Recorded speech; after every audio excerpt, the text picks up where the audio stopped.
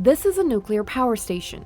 A basic explanation as to what happens inside these stations involves the heating of water to create steam.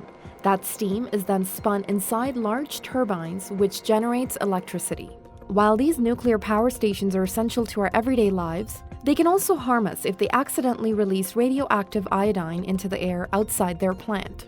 Although it turned out to be a false alarm, the Ontario government sent out an emergency alert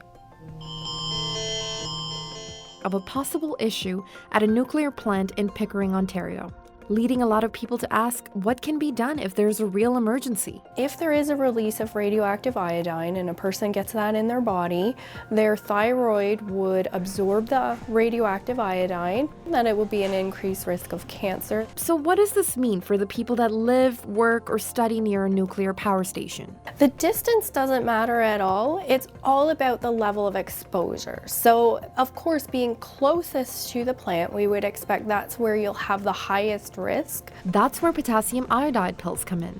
In the event when radioactive iodide is accidentally released into the air outside the plant. The whole point of the potassium iodide pill is to make sure the thyroid gets as much iodine as it could possibly hold, and then if any more comes in, and that would include radioactive iodine, your body will just get rid of it. But how effective are these iodide pills? Taking the potassium iodide pills is very effective. Idea is to have the iodine pills as an initial protection, but then get away from the exposure. And it's used in hospitals all the time for treatment of different thyroid issues and thyroid cancers. It's really well studied. There's not a risk that really comes with using them. Hargrave says you have to take these pills every few hours until the exposure risk has been eliminated.